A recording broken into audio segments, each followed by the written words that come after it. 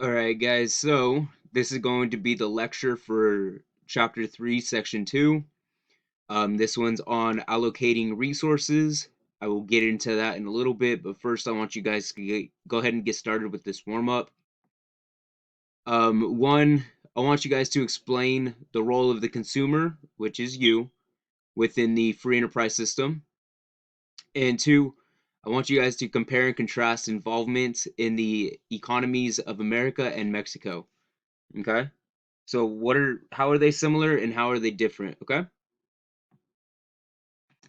So like I said, lecture 3.2, how does the free enterprise system allocate its resources? Again, what's in green, you guys need to write down. What's in red, it's important, but you guys don't necessarily need to write it down. Role of the consumers. Guys, so just so you guys know, consumers is another name for you. Anytime you go to the store and you purchase something, you are a consumer of that good or product or service, okay? We buy products for our personal use. Okay. When we buy these products, that is called voting. Okay. And we vote with our wallets because we're buying with our own personal money. We are voting with our wallets. Okay. So to vote means that you're going with the choice that you chose over the competition. Okay, so an example of this could be you guys chose to go to Dutch Brothers instead of Starbucks because you like the way Dutch Brothers taste better. It could be any reason for in that example. These votes help determine what can be produced in the future.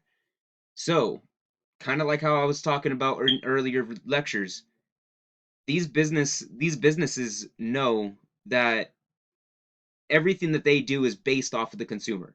Okay, so if they're going to produce something and the consumer doesn't buy it, they aren't going to waste their time producing it. So they're only going to be producing what is going to be giving them profits. Consumers are looking for the cheapest products out there. Okay, if you guys go to Walmart or Target or wherever you guys go to shop, and you guys find something for $6, and you go to Target and you see it for $5, are you going to be upset that you paid $6 for it? You're going to want to look for the cheapest product. Okay, we do this all the time with gas, with food, etc. And it matters where you guys spend your dollar. Okay, perfect example of this would be Walmart. I'm sure you guys have heard Mr. Blocker talk about how this is the evil empire in the past. Well, this is why. It was just a few months ago that they started offering benefits for their employees. Now they're offering small portions of health insurance and college tuition relief and stuff like that. But how long did it take them? They just started doing this in October of last year. And when you put that into mind, the Walton family makes $70,000 a minute just from the name of Walmart. Okay.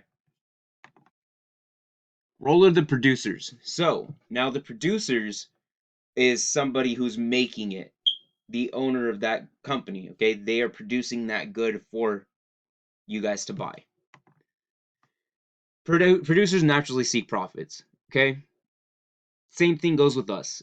If we're doing something, we're always going to be doing something that's going to better fit ourselves. If it's going to save more time to do it this way versus the other way, we're going to do it the other way. Producers will charge as much for their products as the consumers will pay. Guys, we see this with everything. Dutch Bros knows that they can charge a little bit more for their large blended drinks versus Starbucks because the consumers, which is you guys, are going to pay for it because you like it more or it's more it could be whatever the reason is. Example is Dutch Bros. Dutch Bros knows that they can charge more than Starbucks because their consumers will pay for their drinks. And consumers see the company's profits and it urges them to create their own business. Okay, this is perfect example of free enterprise system. In the free enterprise system, we learned last week that everybody has equal opportunity.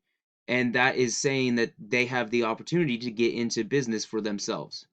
Well, if we see that a business is gaining profits, we're going to try to get into that business. Now, the government role within capitalism. What do you guys think this is? Do you guys think it's consumer or do you guys think it's producer? Well, it's actually both consumer and producer. Okay? There's a couple of reasons as to why. Well, the first reason why it's a consumer is because think about it here just recently. When COVID first started, we seen that the government started shutting down the automotive industry, and they were no longer producing cars. They started producing defibrillators, the breathing machines, and other stuff for hospitals that they needed to help with the COVID-19 patients. Okay, they have the contracts with the automotive industry for stuff like that, or even during wartime. We've seen this back in World War II. Construction industry and aviation industry.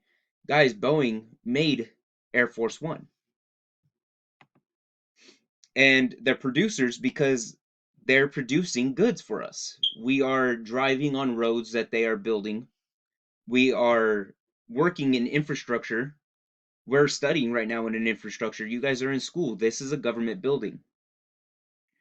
And there's also stuff like pools, the one in the behind high school, and parks all throughout Reedley that are used for us. We are using that for ourselves. And finally, allocation of resources. The process in which a business acquires their resources. Okay? So, I want you guys to think for a second. If you guys work, where do you guys work at? And what is the number one thing that you guys use? Okay? So, I'm going to use the example of Subway. One of my friends works at Subway, and he told me that probably the most popular sub is the chicken, bacon, and ranch, where he works. So, even though they know that they have plenty of resources to make every one of these sandwiches, they know that that one is the most popular. So they're going to have more of the shredded chicken or the cut up chicken and more of the bacon and stuff like that so that they can make sure that they make that sandwich correctly. Each business is allocated a certain number of resources, and each business has limits as to how much they can attain.